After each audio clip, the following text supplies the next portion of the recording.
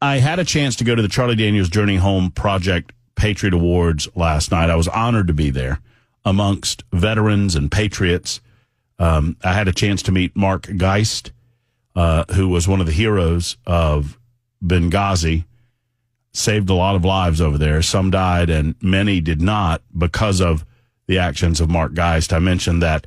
Had a chance to talk to Bernie Kerik, who was the New York City Police Commissioner under Mayor Rudy Giuliani at the time that the attacks occurred, and was just such a incredible and important figure in the aftermath of that disastrous day. In the spirit of honoring our veterans, awarding our veterans, and I mentioned the Vigiano family, when we got home last night, I turned on the television and I watched a little bit of some of the documentaries that air annually on September 11th. This one in particular was, I think, a Smithsonian or National Geographic Smithsonian Channel, a series of documentaries telling individual stories about what happened on that day. And I was struck by, the impact of the moment of the day and how that has changed our entire lives over the last 23 years. I was telling Bell the story before we came on air. There was a firefighter, and I did not catch his name. He was a captain in the New York City Fire Department. And, when we say that these are individual reflections and individual stories, that's what we mean. They were talking to cooks that were in restaurants at the World Trade Center. They were talking to managers that were office managers in the Twin Towers, police officers, firefighters, and getting different perspectives about the immediate aftermath of the day and how the day unfolded for them individually. These are oral histories of what happened on 9/11. One of the reasons that I get so ticked off regarding the many, many conspiracy theories that surround 9/11, and I understand that we perhaps don't have all the answers, and I sure as heck know that sadly our government and our government officials have taken advantage of 9/11 to take liberties away from us. I'm talking directly about the Patriot Act. But one of the reasons I get so frustrated with some of these conspiracy theories is because I reflect on these individual stories and the lives changed and obviously the lives lost, but the hundreds of thousands, millions of lives impacted by what happened 23 years ago yesterday. 23 years ago today was quite something as well, because we woke up to a smoldering pile of rubble. Today, there were desperate efforts to find anyone alive in that rubble. Read a story last night. You guys know me, and I'm a dog lover. I absolutely love animals. I love dogs more than I love human beings. Why? Because they deserve it. And I read a story about the service animals that went to the site, and for weeks they looked for human beings alive, and then for months they looked for the remains, the earthly remains. And how those dogs were impacted and affected. And all of them are dead now, obviously, 23 years later. But there was one story, this fire captain, he said that, we all got to the South Tower, I think it was the South Tower, and we had all gathered and we were getting our gear on and we were getting ready to go up to try to save people in the upper floors after the plane had struck the tower. And there were 9 of us. And one of the guys, and he named the guy, said, one of our guys said, guys, this is bad. Some of us might not make it. And we all stopped and we all looked at each other.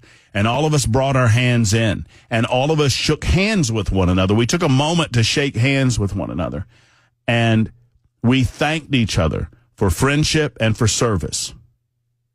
And he's looking at the camera, and he said, I'm the only one that survived that day. And it gives me chills just relating the story to you. And so it is important for him and for all of the people that died and for the impact of the day and for the future of our freedom in the United States of America that we remember and we continue to discuss. It was always, I'm going to say this, and I don't say it to be Mr. Negative, but it is true. It was always a false promise that we would never forget. Because it is human nature that as horrific events in our nation, in our world, in our individual lives, as they fade away in our memories, as the wounds heal over, or at least scab over to a certain degree, it is natural that we try to shake away the negative and remember the positives. And it is a natural thing that we slowly, as people get older, as people pass away, that we do forget. I mean, we've forgotten the horrors of Pearl Harbor, for goodness sake. None of us were alive. I mean, there are precious few people that were around when Pearl Harbor happened. There are precious few people that have specific and individual memories about Pearl Harbor, and it was obviously a different time there anyway. It was always going to be a battle to honor the concept of never forget. And I've watched in my radio career over 23 years, and I've had the honor and the privilege of being able to talk not to you, but people like you, whether it's in Nashville, Tennessee, and the surrounding communities, or Birmingham, Alabama, Huntsville, Alabama, Montgomery, Alabama before then. It has been an honor of a lifetime to be able to talk with you on these anniversaries. But I have watched, and I think about it every year, the first anniversary of 9/11, I mean, well, obviously, it's one of the few things that we talked about. I was on the radio in Montgomery, Alabama, and it's all we talked about, obviously, for a month or two or three. On the anniversary, it's all we talked about for that week. On the second anniversary, it's all we talked about for that week. On the third anniversary, we talked about it for several days. On the fifth anniversary, we talked about it on the day of. And eventually, we came to yesterday. I thought about this last night, and it bothered me because I feel like I had failed you because we didn't talk about it much at all. I think it's important that we do. I don't know what else to say about it, and that's, I think, part of the reason that we don't speak on it anymore is that there's nothing left to say. But that is no excuse. It's no excuse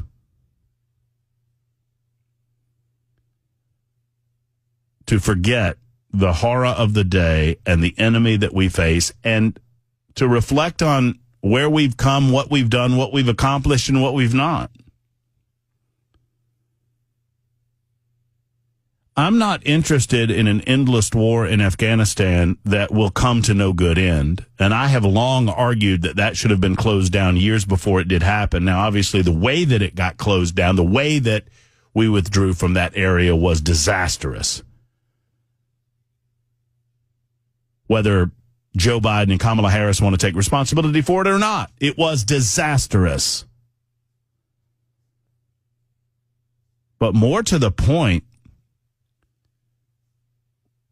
we have a dynamic in the United States of America where we are leading up to what many consider to be the possibility of another 9/11 because we have forgotten. Haven't we? Haven't we? Forget everything the lying Democrats tell you about what's happening at the southern border. Do you not understand and believe? Do you not get it? I think you do. That with all of the good people that want to come over to do construction work or to pick lettuce or whatever, there are a lot of bad people that are coming over taking advantage of the border that isn't. And if you don't believe these people are parts of gangs, I've got a story out of the Wall Street Journal today about this major Venezuelan gang that's taking up roots in many major cities across the United States of America. It was founded in a Venezuelan prison. It's called Tren de Aragua. I don't know if I'm pronouncing that correctly or not. It's called MS-13 on steroids, and they're all over the United States of America now. They're all about drugs and thievery. You don't think the terrorists that want to do harm to the United States of America have taken up roots in this country too?